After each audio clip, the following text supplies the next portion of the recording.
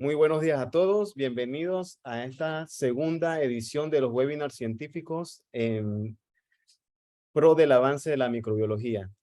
En esta ocasión tenemos la participación de una tecnóloga médica muy colaboradora de nuestros proyectos de investigación y todo lo que tiene que ver con docencia.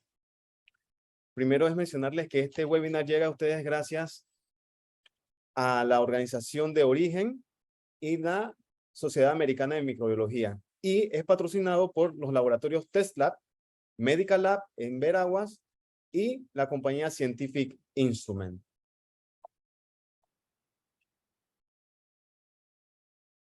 La expositora del día de hoy tiene el siguiente currículum. Es magíster Melissa Yaricel Herrera Delgado, licenciada en Tecnología Médica, egresada de la Facultad de Medicina de la Universidad de Panamá, con posgrado en Bioética, cursando la maestría en Bioética con especialización en investigación con seres humanos en la Universidad de Panamá. Además, tiene una maestría en Docencia Superior de la Universidad de Panamá de Latina, docente de cátedra de microbiología para la licenciatura en tecnología médica, coordinadora regional de laboratorios clínicos del MINSA Veraguas, presidenta del Comité de Bioética de la Investigación del Hospital Dr. Luis Chiso Fábregas, y tiene varias publicaciones científicas. Podemos recibirlas. Plan de magíster.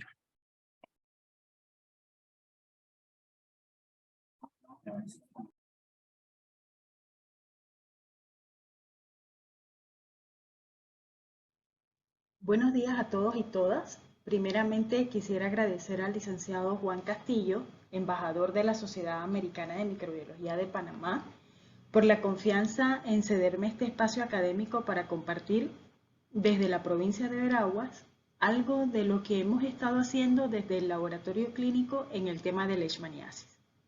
Como bien lo mencionó el licenciado Castillo, mi nombre es Melissa Herrera. He trabajado en el Ministerio de Salud de Veraguas desde abril del 2003 y en el área de microbiología clínica desde el año 2004. Quisiera aclarar que no soy experta en el tema de leishmaniasis, por lo que si surgen preguntas que no tengan las respuestas en este momento, será mi compromiso hacer acercamientos con los expertos nacionales y retroalimentarles a través de este escenario.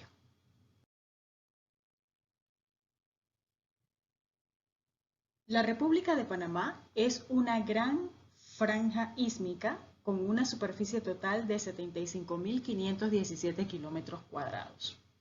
Nuestro país se localiza en América Central. Panamá está dividida en 10 provincias y 5 comarcas. Veraguas, cuya capital es Santiago, tiene una superficie de 10.629 kilómetros cuadrados con un área de 10.587.6 kilómetros cuadrados. Limita al norte con el Caribe, al sur con el Océano Pacífico, al este con las provincias de Colón, Coclé, Herrera, Los Santos y al oeste con la provincia de Chiriquí y la comarca Nové Buglé. Veraguas es la única provincia de Panamá que tiene costas en los océanos Atlántico y Pacífico. Esta distribución geográfica la hace privilegiada para muchos aspectos y dentro de ellos está el ser un área de riesgo para el desarrollo de algunas infecciones, específicamente en el área norte de Veragua, distrito de Santa Fe, donde está ubicada nuestra área endémica para la leishmaniasis. Este conversatorio está planteado desde la óptica del laboratorio clínico, pero para llevar una secuencia vamos a guiarnos a través de esta hoja de ruta, sobre todo para que todos aquellos que están hoy conectados con nosotros podamos compartir o partir de una misma línea de conocimiento. Daremos un leve recorrido acerca de la epidemiología de la leishmaniasis, pasando por el diagnóstico de laboratorio clínico, donde compartiremos algo de la experiencia que hemos desarrollado en la región de salud de Veraguas, la legislación nacional y cuáles serían los retos para nosotros los tecnólogos médicos desde la gestión clínica del laboratorio clínico.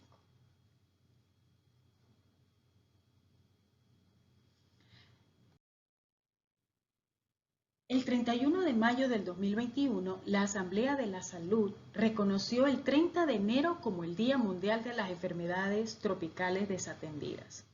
Oficialmente, este día es instaurado como una jornada dedicada a dar a conocer el devastador impacto que tienen estas enfermedades en las poblaciones más pobres del mundo. Para este año 2023, cuyo lema era Actuemos ahora, actuemos juntos. La leishmaniasis ha sido clasificada por la Organización Mundial de la Salud como una enfermedad tropical desatendida. Desatendida porque es padecida en su gran mayoría por personas pobres y marginadas. Enfermedad que apenas ha recibido atención y recursos pese a la magnitud y al impacto que ésta ofrece en el desarrollo económico como en la calidad de vida de las personas que la padecen. Desatendida porque es una enfermedad que da lugar a menudo a discapacidades y deformidades que cursan de por vida e incluso tienen consecuencias mortales en algunos casos. Para el año 2007 se instauró un Plan Mundial de Lucha contra las Enfermedades Tropicales Desatendidas. Y en el año 2017, específicamente en la región de las Américas, se establece un plan de acción específico para ver el tema de la leishmaniasis. En las páginas digitales de la Organización Mundial de la Salud hay una cronología interactiva de hechos relevantes acerca del tema de la leishmaniasis, que ojalá puedan en algún momento revisar y verán allí todos los esfuerzos y los descubrimientos e investigaciones que se han hecho a través del tiempo para esta enfermedad. La leishmaniasis, como ya mencioné, está clasificada por la Organización Mundial de la Salud como una enfermedad tropical desatendida. Y la Organización Mundial ha puesto en marcha una nueva hoja de ruta con objetivos ambiciosos y enfoques innovadores para tratar de controlar este grupo de enfermedades que afectan a más de 1.000 millones de personas y que su mayor parte, estas personas viven en situaciones de pobreza, en lugares donde escasea el acceso a servicios de salud de calidad, agua potable, saneamiento. Y es aquí entonces donde desde la perspectiva del laboratorio podemos identificar tal vez ese primer reto que tenemos nosotros como tecnólogos médicos. Si se enfocan en esta imagen ubicada específicamente entre el círculo rojo que es la leishmaniasis, vamos a observar que está clasificada dentro de las enfermedades para las cuales es necesario trabajar en la reducción de la proporción de personas que se enferman y proporcionar atención a los casos detectados. Proporcionar atención a los casos detectados. Es allí el primer reto del tecnólogo médico dentro de este ciclo de diagnóstico. Necesitamos como tecnólogos médicos acercar el diagnóstico microbiológico de la leishmaniasis. Necesitamos permitir que el diagnóstico microbiológico sea la herramienta que los tratantes utilicen para hacer esta clasificación de pacientes. Antes de entrar de lleno en el tema de la leishmaniasis, quisiera compartir con ustedes un concepto interesante que tiene que ver con las enfermedades infecciosas y es la tríada ecológica que junto a la cadena epidemiológica ayudan en la investigación científica para estudiar las interacciones existentes entre los agentes infecciosos y el desarrollo de las enfermedades y su propagación. Como podemos observar en la imagen, la tríada ecológica está compuesta por 3 componentes. Es un modelo que permite una mejor comprensión de los elementos y procesos que dan forma a las enfermedades. Principalmente tenemos los agentes, que son factores externos o internos, que aunque intervienen para provocar una enfermedad, por sí mismos no son capaces de producirlos. Luego tenemos entonces la cadena epidemiológica que involucra los elementos de la tríada ecológica. El agente infeccioso, el huésped, que en este caso es un huésped susceptible, y el ambiente que genera un escenario importante para el desarrollo de cualquier infección. Si tomamos estos conceptos aplicados al tema de la leishmaniasis, podemos identificar algunos de sus actores. El agente causal de la leishmaniasis es un protozoo del género Leishmania. Como reservorio se han identificado en nuestro país algunos roedores, marsupiales, monos perezosos, zarigüeyas. La vía de salida del patógeno a través del vector se da por las glándulas salivales del flebótomo. Es transmitido a otros seres humanos a través de la picadura del flebótomo y este entra a través de la piel o las mucosas. Y el huésped susceptible pues pueden ser los animales o los seres humanos. La leishmaniasis entonces es un problema de salud que está identificado en las 4 regiones ecoepidemiológicas del mundo. Entre ellos está el continente americano. Es una enfermedad zoonótica transmitida por vectores, causada por varias especies de protozoos que pertenecen al género Leishmania, como ya les mencioné. Se transmite a animales y a humanos a través de la picadura de insectos de la familia Psicocidae y específicamente el género Lutzomia es el que ha sido identificado como vector en América para la leishmaniasis. No podemos continuar sin repasar un poquito acerca del ciclo de transmisión de la leishmaniasis. Como podemos observar en la diapositiva, es un ciclo de transmisión complejo. Complejo porque involucra una amplia variedad de especies, parásitos, reservorios y vectores. Y si tratamos de aplicar el concepto que acabamos de observar de la tríada ecológica y de la cadena epidemiológica, pudiéramos comprender, tal vez un poco más gráfico, el ciclo de transmisión de la leishmaniasis, que involucra un ciclo de transmisión en el mosquito y un ciclo de transmisión en el ser humano. Rápidamente podemos identificar en la posición número 1 que inicia el estadio en el ser humano. El mosquito, que en este caso es el vector, toma la sangre, inyecta el promastigote en la piel. Ese promastigote es fagocitado por las células conocidas como macrófagos. Una vez el promastigote está dentro de los macrófagos, se multiplica o se transforma a la segunda fase del parásito que se conoce como amastigote. Los amastigotes se multiplican constantemente y son distribuidos a diferentes tejidos, es decir, que siguen infectando diferentes partes del cuerpo.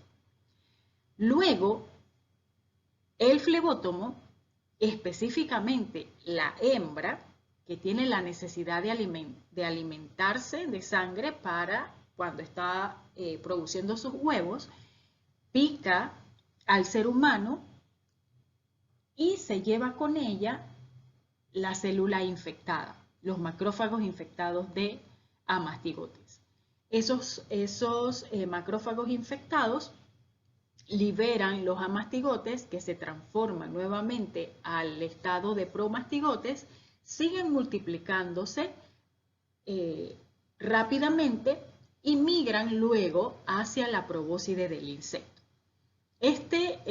Un poquito resumido el ciclo de transmisión, pero importante para el momento en que estamos presentando este conocimiento.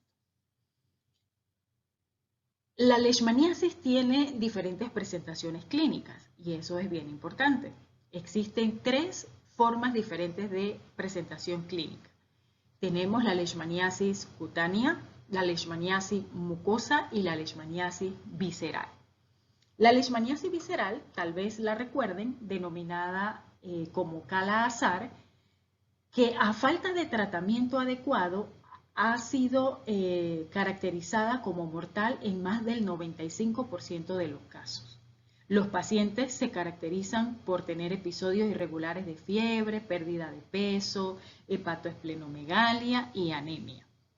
La leishmaniasis cutánea, que es la forma más frecuente descrita, provoca lesiones cutáneas, sobre todo ulcerosas, en las zonas expuestas al cuerpo, que pueden dejar cicatrices de por vida y causar discapacidad grave, y por supuesto esto genera una estigmatización de las personas que la padecen.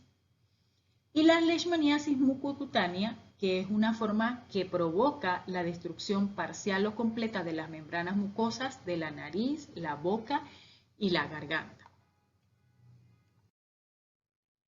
Como podemos observar hasta este momento, la leishmaniasis es una enfermedad tropical desatendida que tiene un gran impacto en la salud pública y sobre todo que genera un impacto importante en nuestro continente americano. Fíjense que a nivel global la leishmaniasis ha sido descrita como endémica en 99 países. En nuestro continente hay países que aportan un gran porcentaje de casos a nivel del mundo, como por ejemplo Brasil, Colombia y Perú. En la región de las Américas se han llegado a notificar casos de leishmaniasis cutánea desde el sur de los Estados Unidos hasta el norte de Argentina. Y la leishmaniasis cutánea y la visceral están presentes en 21 países, siendo endémica la cutánea en 19 países. Fíjense que la Organización Mundial de la Salud ha notificado en el periodo entre el 2001 y el 2021 un total de 1.105.545 casos de leishmaniasis cutánea. ¿Y por qué entonces es considerada la leishmaniasis como una importante enfermedad que impacta la salud pública? Pues como podemos observar, por su magnitud, porque hay un elevado número de casos, por su gran expansión geográfica, por la trascendencia que tiene esta enfermedad, hay una elevada tasa de mortalidad si la misma no es tratada a tiempo, porque produce deformaciones y mutilaciones en los pacientes que la padecen y sobre todo por su vulnerabilidad, por su estado de difícil control, como lo pudimos observar en el ciclo de transmisión complejo donde se desarrolla y se desenvuelve la leishmaniasis. Pero quisiera conversarles un poquito acerca de cómo se ve Panamá ante la Organización Mundial de la Salud. Fíjense que en el 2013 la Organización Mundial de la Salud lanzó el Observatorio Mundial de la Salud. Es un espacio donde se actualizan los datos de la leishmaniasis por país y por año. Y esa información pues está disponible en el Global Health Observatory, que es un repositorio de datos sobre indicadores de la salud.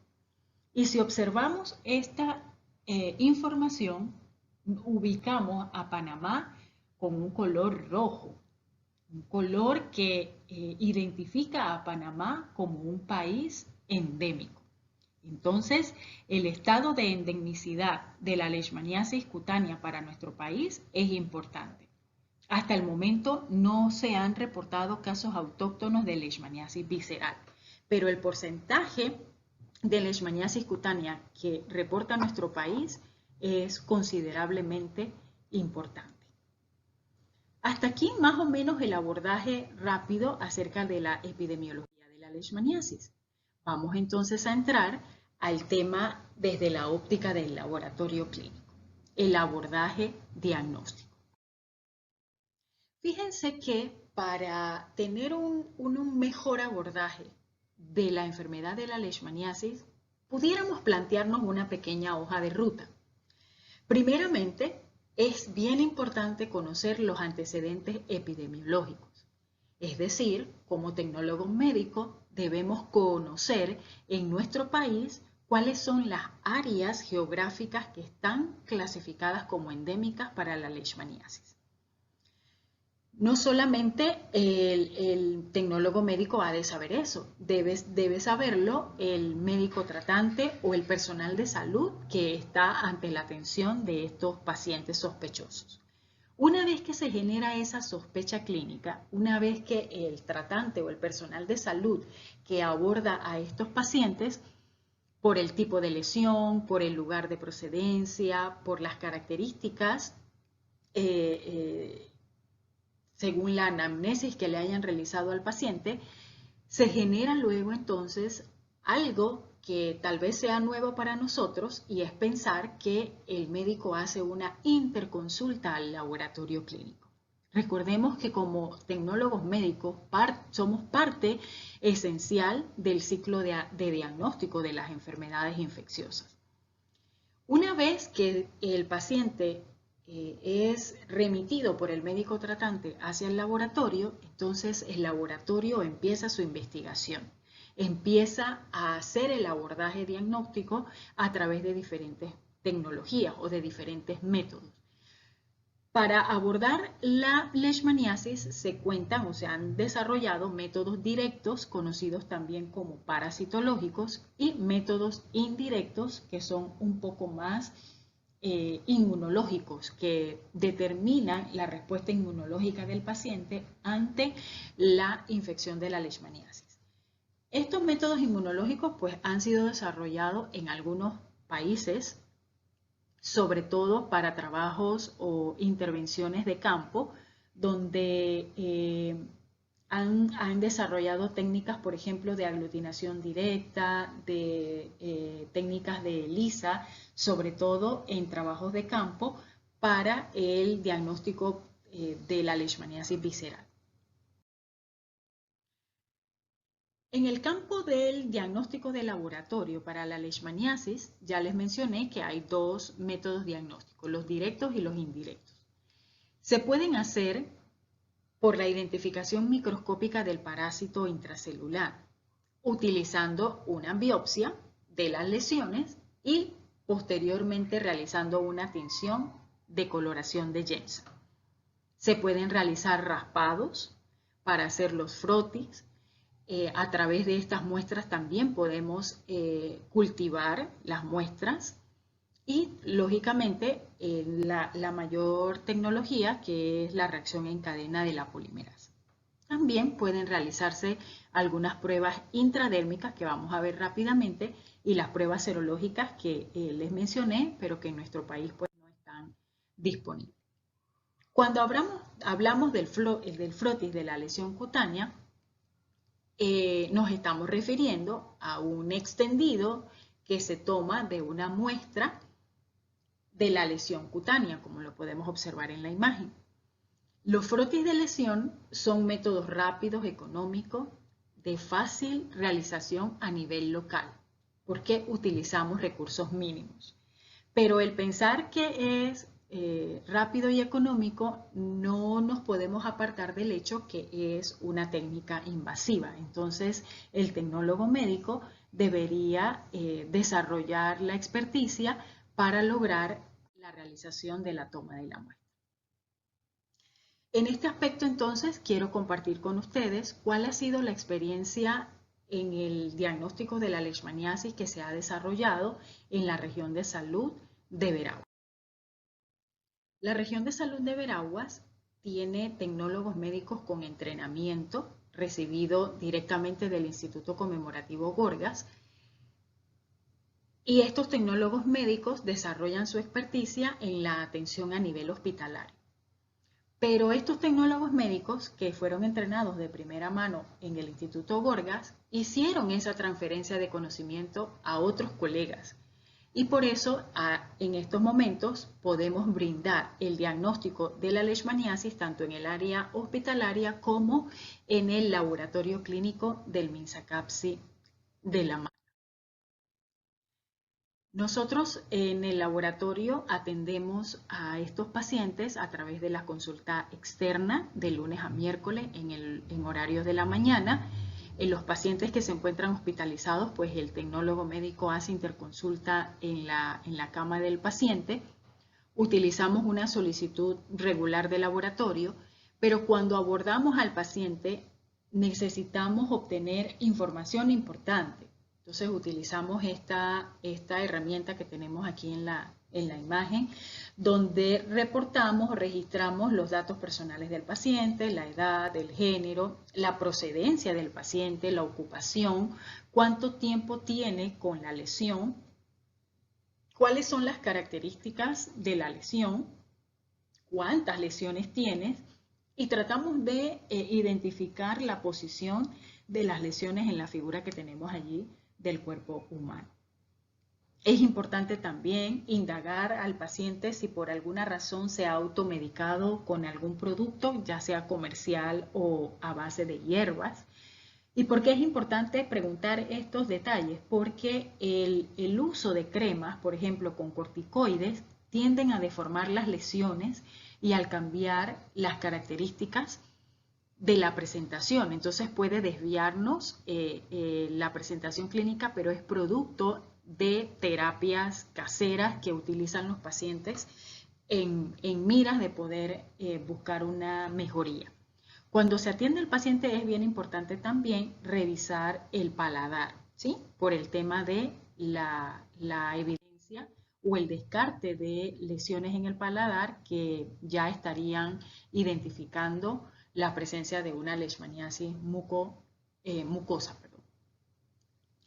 Entonces, el diagnóstico en la región de salud de Veraguas lo realizamos a través de dos técnicas. El raspado de la lesión, y con ello entonces hacemos un frotis y lo teñimos con Yemsa para observarlo al microscopio en busca de la morfología de amastigote.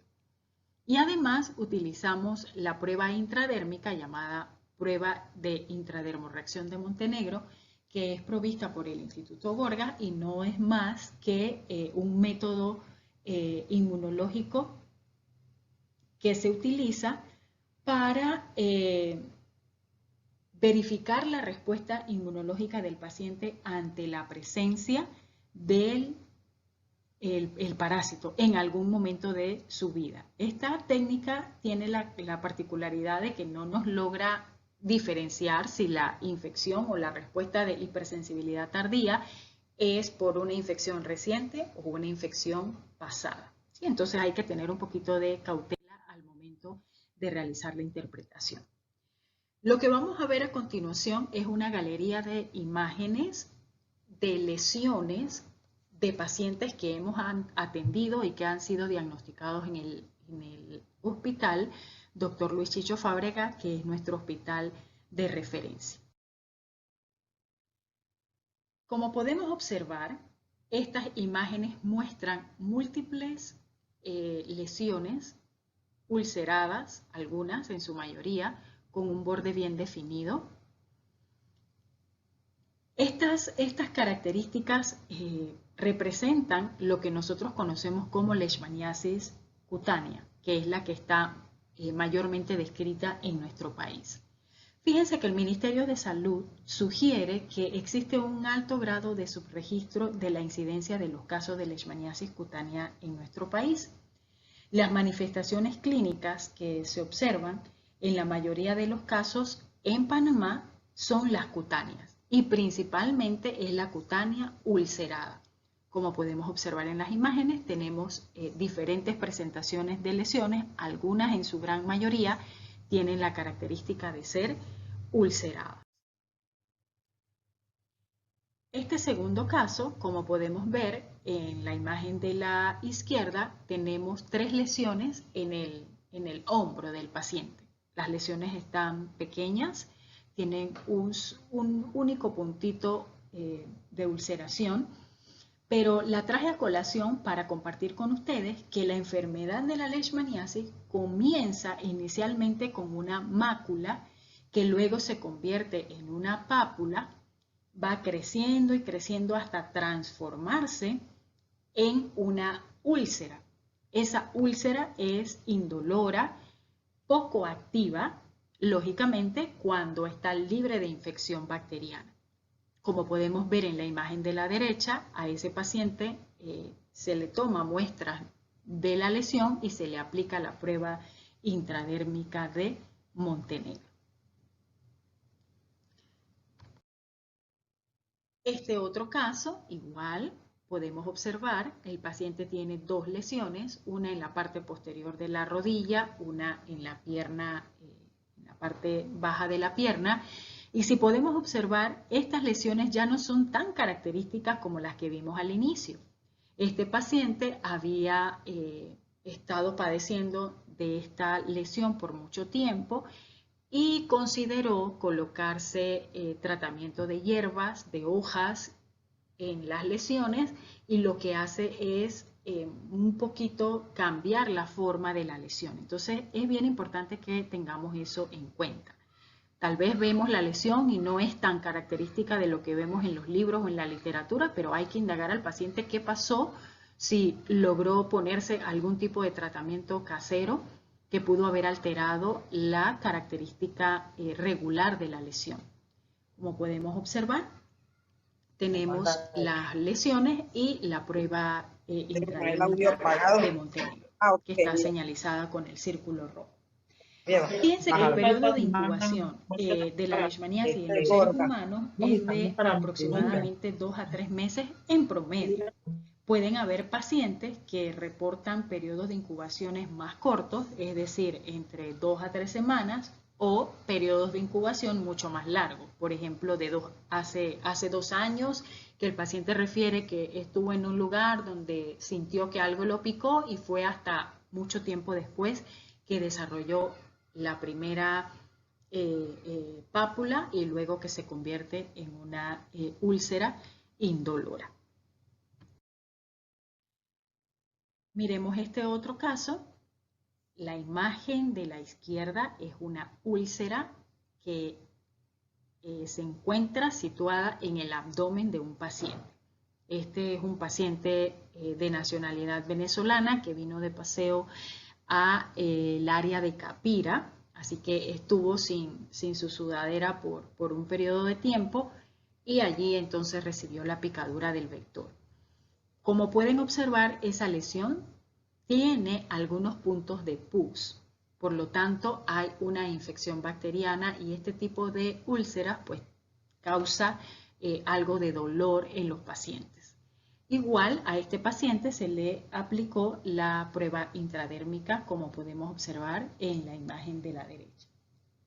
El cuadro clínico de la leishmaniasis cutánea es amplio, como ya lo hemos visto, y puede confundirse con otras afectaciones en la piel, debido a que la presentación clínica carece muchas veces de la especificidad requerida y es bien importante tener esa sospecha clínica, porque el tratamiento que actualmente se utiliza para la leishmaniasis es un tratamiento costoso y sobre todo que tiene riesgos de efectos secundarios. Entonces se hace bien necesario confirmar que realmente el paciente tiene leishmaniasis para luego entonces empezar su tratamiento y lógicamente su posible recuperación.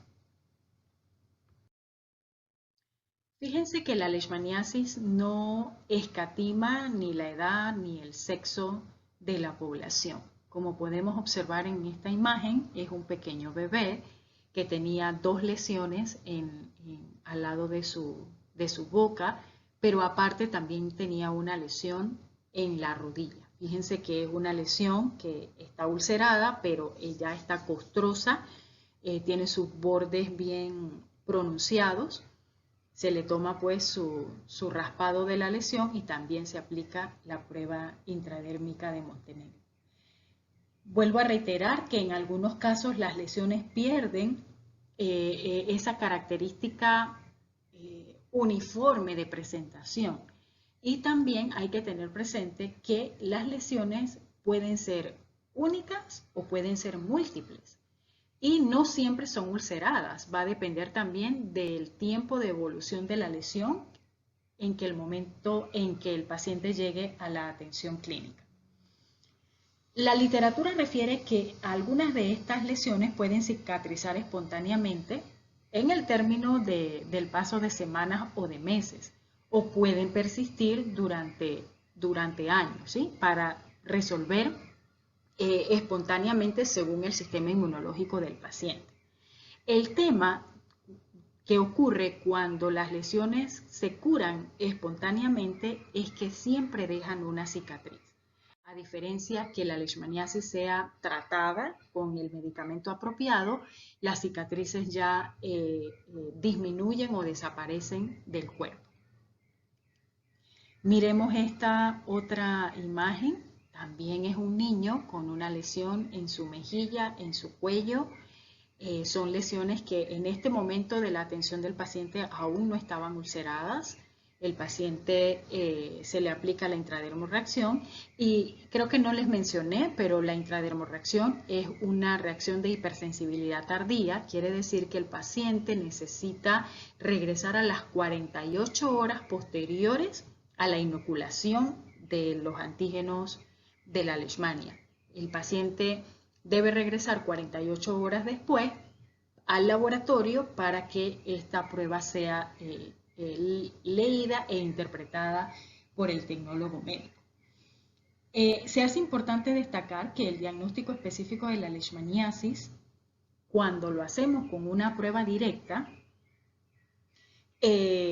por ejemplo, que hacemos la detección del parásito, es necesaria aunque el paciente cuente con una prueba indirecta positiva, es decir, una intradermorreacción. Es decir, no deberíamos diagnosticar únicamente con la intradermorreacción. Siempre deberíamos tratar en lo posible de realizar los métodos directos, tratar de evidenciar la presencia de los parásitos en las lesiones. Porque recordemos que la intradermorreacción no es capaz de determinar si esa infección es reciente o si realmente es una huella inmunológica por una infección pasada. Entonces, eso es bien importante. Miren este otro caso, es otro paciente pediátrico en la imagen de arriba con una lesión importante arriba de su labio, tomando la mejilla, y el paciente de la derecha es realmente una representación de lo que nosotros debemos tener en cuenta en esta mañana acerca del trabajo que debemos hacer como tecnólogos médicos dentro del engranaje de la salud.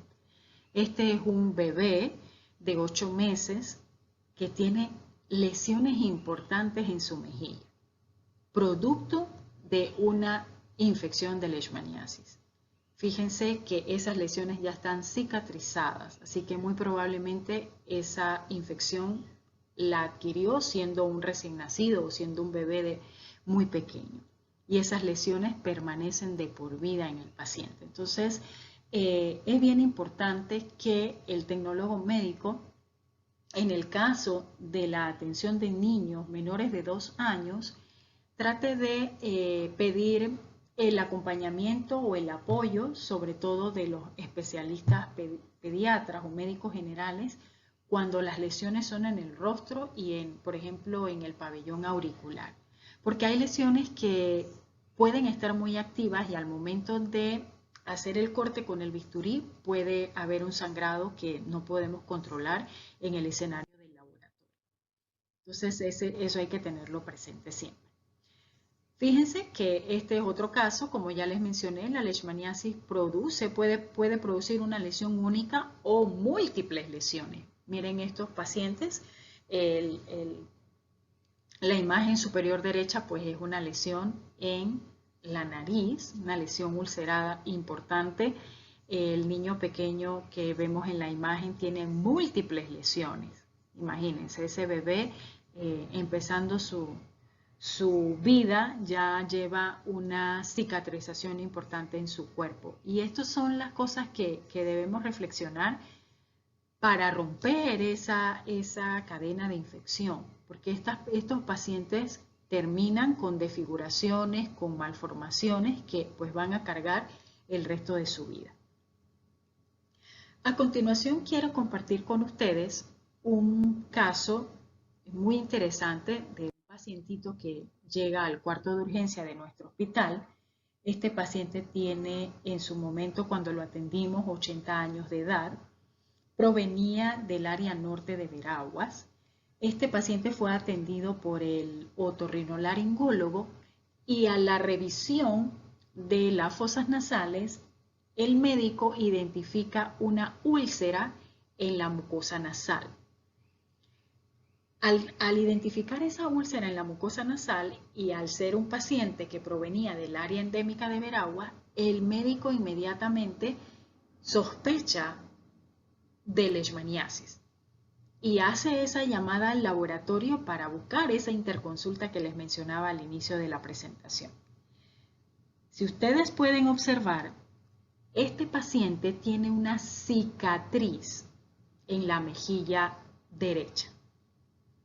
Y este paciente, cuando fue indagado, nos contó que esa lesión fue producto de una picadura hacía 10 años atrás. Quiere decir que el parásito ingresa al cuerpo de este paciente a través de la picadura en la mejilla.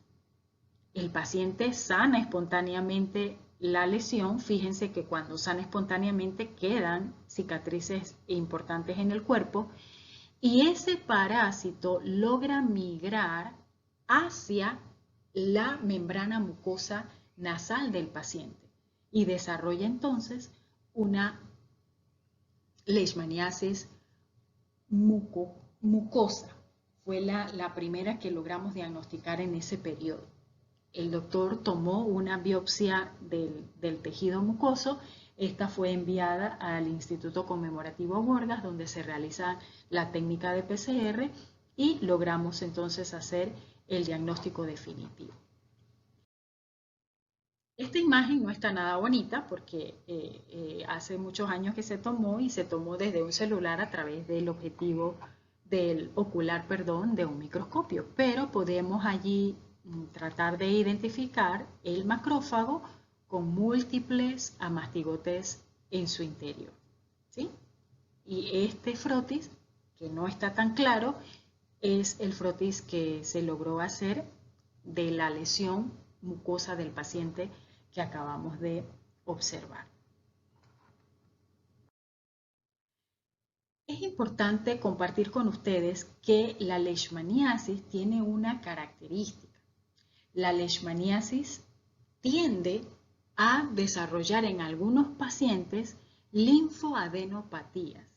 Es decir, que los parásitos pueden migrar a través de la cadena ganglionar del paciente, cercano a donde está esa lesión inicial. Entonces, este es un aspecto bien importante que tenemos que tener presente al momento de atender al paciente.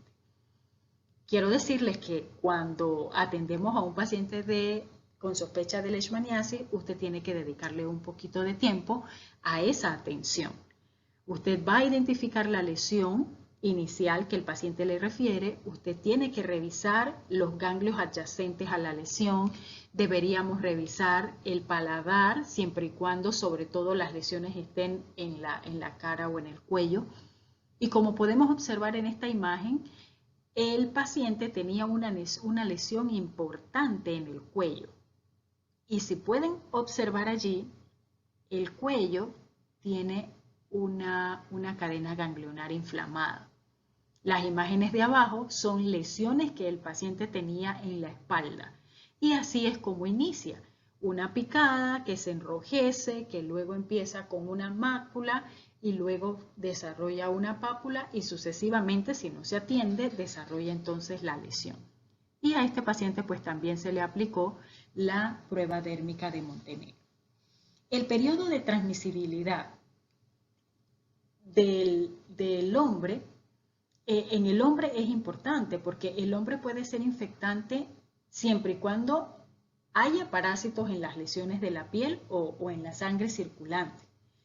Los casos que son diagnosticados como leishmaniasis cutánea, pero que no son tratados, está descrito que los parásitos pueden perdurar de pocos meses hasta años. Y muchos de los pacientes tienden a curar espontáneamente, como ya lo hemos mencionado, pero la cura espontánea tiende a dejar cicatrices importantes. Seguidamente quiero compartir con ustedes otro caso interesante que nos llega al laboratorio clínico del área hospitalaria. Fíjense esta imagen. La figura 1 la lesión está en la frente de la paciente, es una lesión ulcerada que está roja, estaba completamente activa. Y fíjense, la figura 2 es una lesión en la nariz. Una lesión que si usted de repente la ve así, puede pensar en cualquier cosa menos en leishmaniasis. Es una lesión que ya tenía tejido necrótico, es una lesión que no es regular, fíjense que los bordes no son regulares, tal vez también por la anatomía de la nariz de la paciente. Y esta paciente llega al cuarto de urgencia refiriendo que tenía años de tener esa lesión en la nariz y que había acudido a la atención médica con tratamientos sucesivos de pomadas, de cremas, de antibióticos, pero la paciente no mejoraba. Hasta que llegó, gracias a Dios, al cuarto de urgencia del laboratorio clínico del Hospital Chicho Fábrega. Como la lesión es en la nariz, ella recibió interconsulta con el otorrinolaringólogo. Cabe destacar que este otorrino fue un otorrino diferente al caso que presenté anterior del varón. Y el otorrino pues hizo interconsulta con el laboratorio clínico. Nos llama al laboratorio clínico para que le ayudemos en el tema del descarte de la infección de leishmaniasis, ya que la paciente procedía del área norte también, de Santa Fe. Estas muestras fueron tomadas biopsia. Bueno, primeramente el otorrino hizo debridación y limpieza de ese tejido muerto, luego le toma la biopsia. Esta biopsia fue enviada al Instituto Conmemorativo Gorgas y se le realizó la técnica de reacción en cadena de la polimerasa, arrojando como resultado la presencia de Leishmania viania panamensis, que es la especie que circula en nuestro país. Y fíjense lo impresionante y lo hermoso de participar como laboratorio dentro del diagnóstico de las enfermedades infecciosas. Esta paciente fue adherente a su tratamiento, fue controlada con la atención médica, con todas sus pruebas de gabinete requeridas para este tipo de infección. Y al pasar del tiempo, la paciente regresa al laboratorio con esta imagen. Fíjense lo impresionante, lo hermosa que se ve esa paciente con su nariz completamente reestructurada, completamente sanada. Y miren la diferencia entre el uso del tratamiento aprobado en nuestro país y el que la lesión cure espontáneamente. Nunca olviden eso, que si la lesión cura espontáneamente deja cicatrices importantes, mientras que si el paciente recibe su tratamiento y es adherente, la lesión pues mejora su presentación grandemente. Este caso clínico nos dio la oportunidad de presentarlo en el Congreso de APANAC en el año 2016. Lo presentamos en un trabajo conjunto entre el Departamento de Parasitología del Instituto Conmemorativo Gorgas y el Hospital Dr. Luis Chicho Fábrega. Pero ¿saben algo? No todo lo que llega al laboratorio con indicación de estudio de diagnóstico de leishmania es leishmania. No todo es leishmania, pero lo importante de esto es que el médico sospeche. Lo importante de esto es que una vez que el paciente llega a un consultorio con lesiones en su cuerpo, el médico pueda tener dentro de los diagnósticos probables la leishmaniasis. Cuando hace la interconsulta al laboratorio, entonces allí entramos nosotros con las pruebas de diagnóstico que están disponibles. Y los casos que les voy a presentar a continuación fueron casos que llegaron al laboratorio clínico para realizar estudios de leishmania, pero que hicimos los estudios directos y la intradermorreacción de Montenegro y resultaron negativos. Entonces, no dejamos el paciente así. Tratamos de ir un poquito más allá. Y los casos que les tengo son casos que quiero compartir con ustedes donde logramos diagnosticar infecciones micóticas. Fíjense, este paciente traía una úlcera única en la rodilla derecha, bien irregular, costrosa, pero cuando le levantamos el pantaloncito nos dimos cuenta que había una cadena de ganglios linfáticos inflamados. Como ya mencioné, se le hizo el raspado de la lesión, no observamos amastigotes, las pruebas de Montenegro fueron negativas, así que nos atrevimos a aspirar uno de los ganglios y cultivar en medios de cultivo para hongo. Y logramos entonces el crecimiento del hongo conocido como Sporottrichsenki. Entonces ya ven que tanto los hongos como la leishmania cursan en algunos casos, en algunas presentaciones clínicas, con linfoadenopatía. Entonces tenemos que tener todas esas características o esa información en nuestra mente a la hora de la atención de un paciente. Fíjense este otro caso, una úlcera inmensa, sobreinfectada, completamente irregular, muy activa en la pierna derecha del paciente, pero cuando hicimos la inspección del resto del miembro inferior, pudimos observar que había una cadena ganglionar afectada. También nos atrevimos a aspirar uno de los ganglios y la sembramos entonces en los medios micológicos característicos y allí entonces logramos el crecimiento de la fase que nos llevó al diagnóstico de Sporottrichsenki. Este es otro paciente con las mismas características, pero fíjense que ahora es una lesión única en el dorso de la mano y cuando revisamos el resto del miembro del brazo, pues pudimos identificar una cadena ganglionar inflamada y como ya teníamos un poquito de experticia con los casos anteriores, también aspiramos el ganglio linfático y lo sembramos en medios micológicos para lograr entonces el crecimiento de este hongo. Como ya les dije, no todo lo que llega es leishmania, hay múltiples presentaciones clínicas. Estos fueron pacientes que tenían lesiones no características y bueno, fueron referidos entonces a la atención con dermatología y uno de esos pacientes fue diagnosticado con cáncer de piel.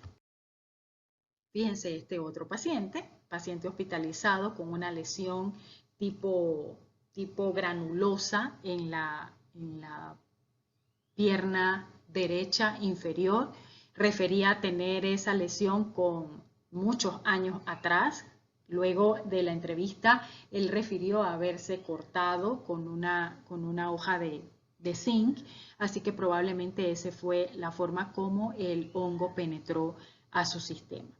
Aquí se tomaron muestras de los puntos más oscuros de la lesión y logramos entonces hacer el diagnóstico de cromoblastomicosis.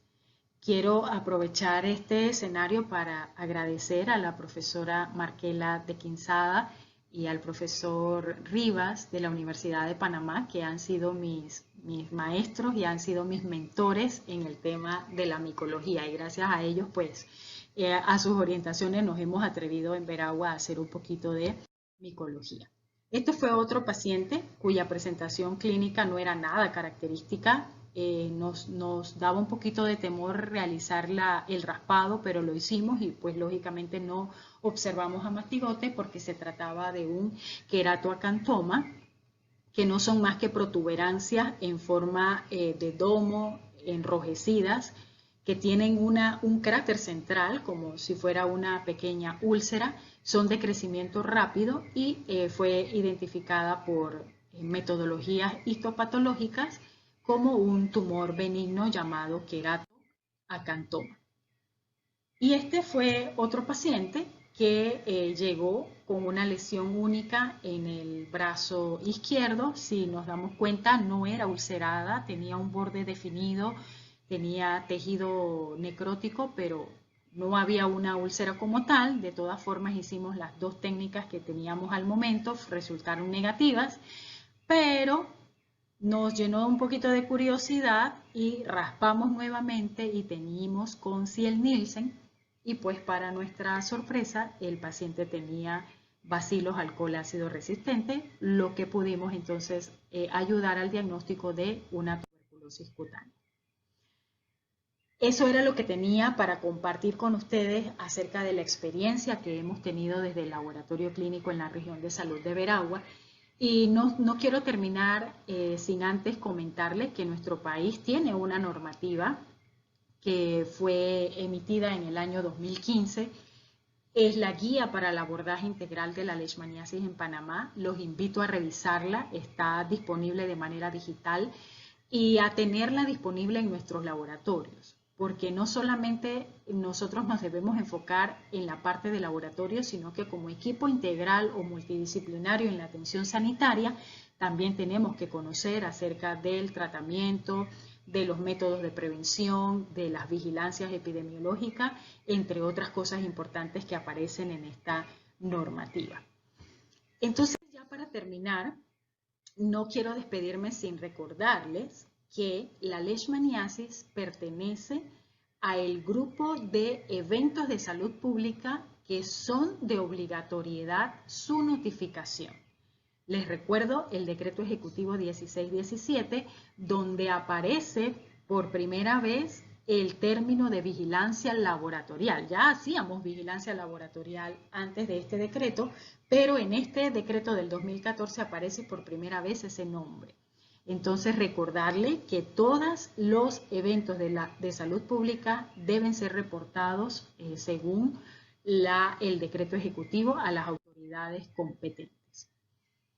Creo yo que dentro de los retos que tenemos como tecnólogos médicos en este país es abrir un poquito nuestro abanico de conocimientos y de competencias a través del recibir el entrenamiento y la capacitación para poder abordar a este diagnóstico, sobre todo en las provincias donde tenemos áreas endémicas. En el año 2017, el Ministerio de Salud, en conjunto con el Instituto Conmemorativo Gorgas y la Organización Panamericana y Mundial de la Salud, lanzaron un curso taller para el diagnóstico parasitológico, clínico y molecular de la leishmaniasis cutánea. Allí un grupo importante de tecnólogos médicos fuimos capacitados en el diagnóstico de esta enfermedad. Y este conocimiento uno lo puede transmitir a nivel local al resto de los colegas para que podamos ir aumentando la capacidad de respuesta del laboratorio en el área del diagnóstico microbiológico. No solamente tenemos el reto de capacitarnos y de entrenarnos en este diagnóstico, sino que también tenemos el reto de investigar. Recordemos que las decisiones deberíamos basarlas siempre en evidencia científica. Tenemos una agenda nacional de prioridades de investigación con diferentes temas priorizados en nuestro país y por supuesto que se encuentran allí las enfermedades infecciosas como parte de los temas priorizados.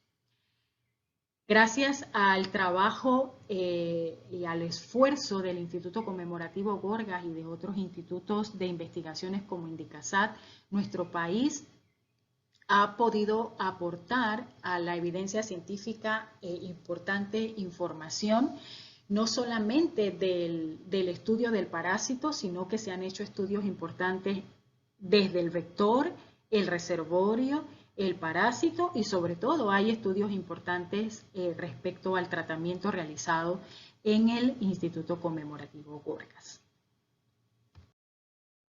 Como conclusión a esta ponencia, pues quiero compartir con ustedes que el diagnóstico de la enfermedad es fundamental para establecer un tratamiento específico y limitar la progresión de la enfermedad, aliviar los signos, síntomas y sobre todo mejorar la calidad de vida de los pacientes es lo que debe impulsarnos, es lo que debe motivarnos a mejorar nuestras herramientas diagnósticas, ¿sí?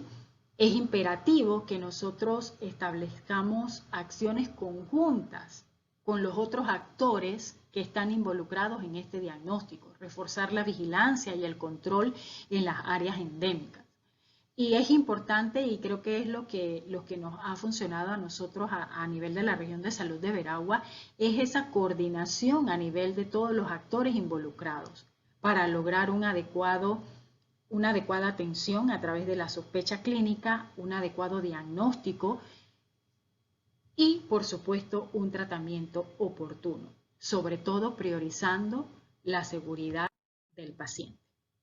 Allí pues comparto algunas bibliografías nacionales e internacionales acerca del tema y me despido entonces con ustedes con este valor que se llama empatía, que no es más que la participación afectiva de una persona en una realidad ajena a ella.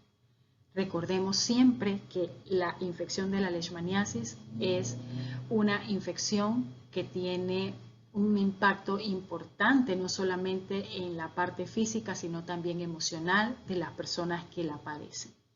Muchas gracias por su atención.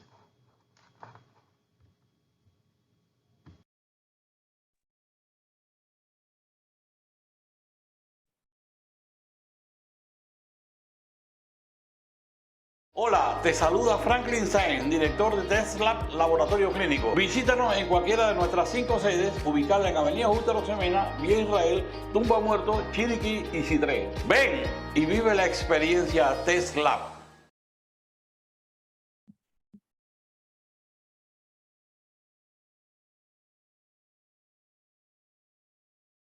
Somos tu familia, somos Medical Lab. Somos tu familia.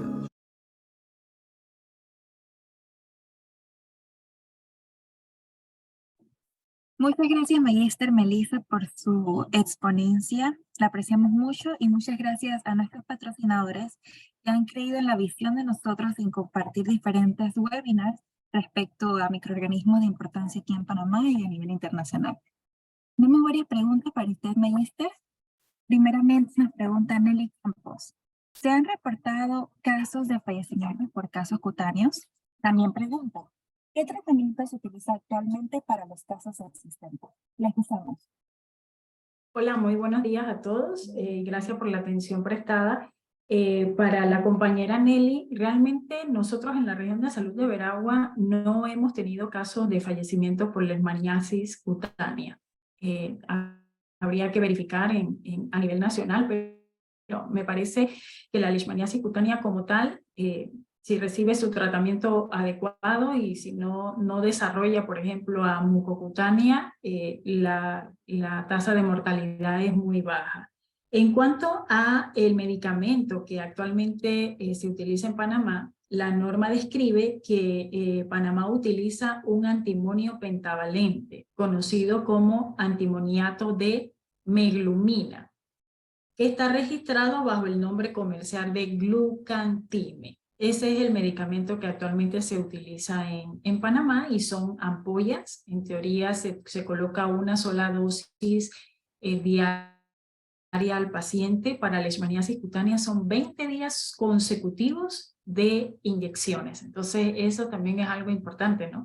Que no solamente es diagnosticar al paciente, sino tratar de que ese paciente sea adherente al tratamiento, que es inyecciones por 20 días. Cambio.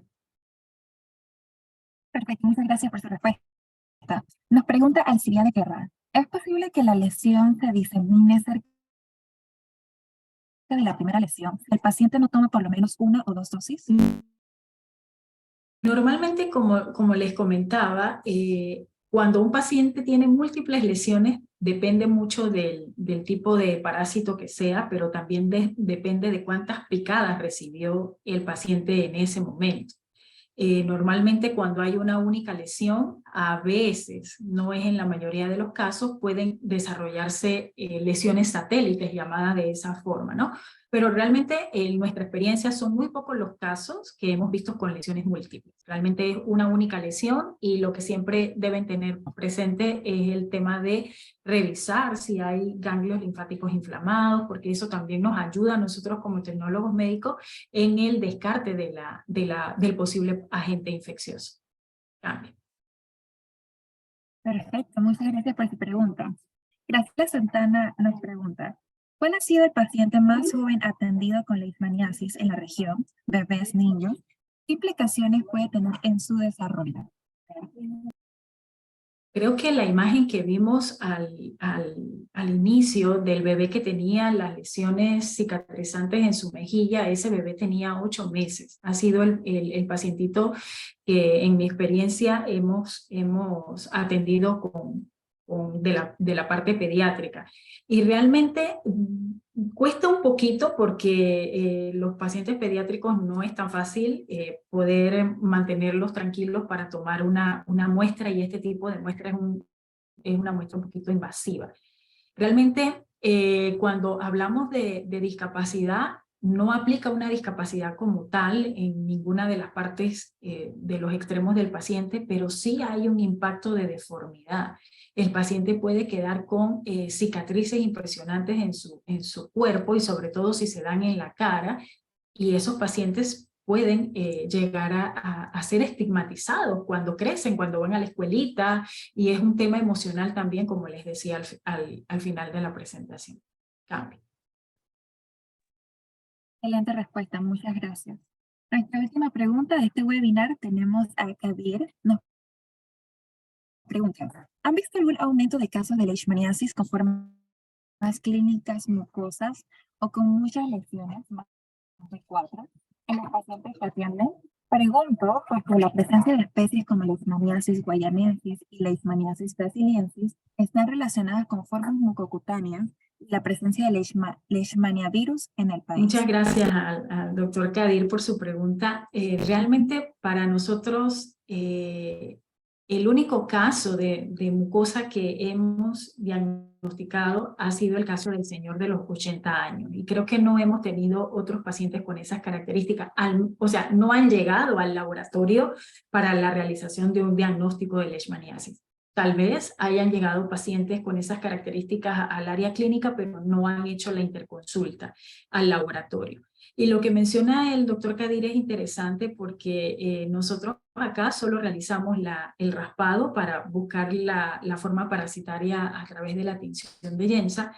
Nos encantaría muchísimo poder hacer un trabajo colaborativo con el Instituto Gorgas para empezar a investigar a través de biología molecular cuál realmente es la especie que tenemos circulante en nuestro país. Sabemos que la nuestra es la panamensis, pero nadie quita que podamos tener algún tipo de paciente, como ya yo les mencioné, que tenemos pacientes de todos lados, que pudieran estar desarrollando estas infecciones por otras especies de parásitos. Cambio. Excelente, gracias por su respuesta y por el tiempo invertido en este webinar. Les invitamos a todos a ver los enlaces y los diferentes links que se han enviado a los comentarios para que participen de los podcasts, revisen la página web de ASM. Y bueno, presentamos de último para cerrar este webinar al magíster Juan Castillo, que es el embajador de la ASM aquí en Panamá. Muchas gracias, Melissa, por tu ponencia. Excelente. Y gracias por decir sí y presente a esta actividad científica. Nosotros los invitamos para nuestro próximo webinar, que va a estar dictado por el doctor Alexander Martínez, y él nos conversará sobre diversidad de microorganismos de importancia epidemiológica en Panamá. Él va a mostrarnos un vistazo del abordaje genómico espacial que se le da a esta investigación. Una vez más, aquí les muestro quiénes son los que estamos organizando este webinar, el esfuerzo de cada uno de nosotros para poder brindarles a ustedes esta actividad científica en pro de las ciencias microbiológicas.